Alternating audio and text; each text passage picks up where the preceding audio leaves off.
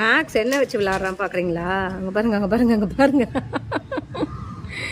அவன் வச்சு விளாடுறது என்னமோ நினைப்பீங்க. அது பாருங்க, கீழே 2 பீஸ் இருக்கா, இங்கே பாருங்க 2 பீஸ் இருக்குல்ல, அது என்னன்னு நீங்கள் நினைப்பீங்க. உங்களுக்கு என்னன்னு அதை வந்து கெஸ் பண்ண தெரியாது.